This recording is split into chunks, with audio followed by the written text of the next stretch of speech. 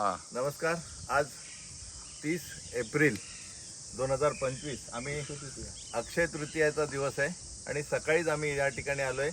मी कल्याणकर संस्थेचे अध्यक्ष आणि उल्हास नदी बचाव आंदोलनाचे प्रमुख आंदोलनकर्ते नितीनजी निकम, माजी नगरसेवक, जायंट किलर म्हणून ज्यांची एक ओळख आहे कल्याण पूर्वमध्ये, आणि मी उमेश बोरगावकर, माजी नगरसेवक आणि मी कल्याणकरचा कार्यकर्ता.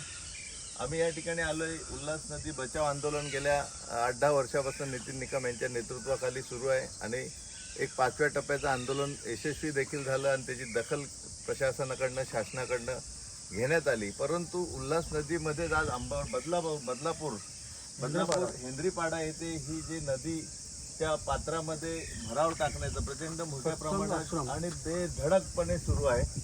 तर एवढं बेकायदेशीर आणि निर्लज्जपणे, ज्याला म्हणतो कायदा धाब्यावर बसून अशी नदी बुजवणार तर कसं होईल, याच्यासाठी आमचं एक आंदोलन उभं राहतं आहे आणि ह्या विषयावरती नितीन निकम यांच्या नेतृत्वाखाली नक्कीच आवाज उठवला जाईल. येणाऱ्या काळामध्ये अशी कोणाची हिंमत होऊ नये एवढं बेकायदेशीर काम करण्याचं.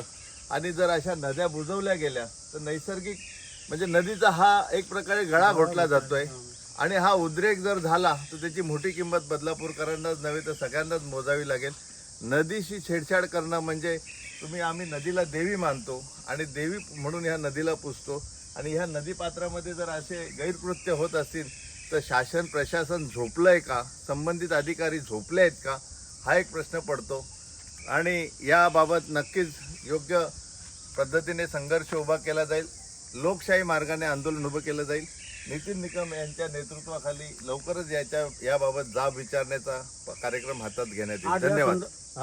आज या संदर्भात जिल्हाधिकारी शिंगारे साहेब यांची आम्ही भेट घेणार आहोत व अशी यांची हिंमत कशी होती नदीपात्र बुजवण्याची यांच्यावर. आता आमच्या माहिती अशी की यांचे फक्त पोकलन आणि JCB बंद केले, पण अजूनही तिथं बघू शकेल आता तिथं JCB पण आहे आणि पोकलन पण आहे.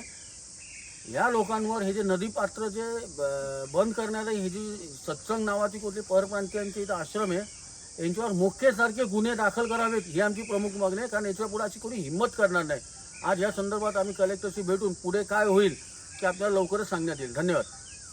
धन्यवाद. जय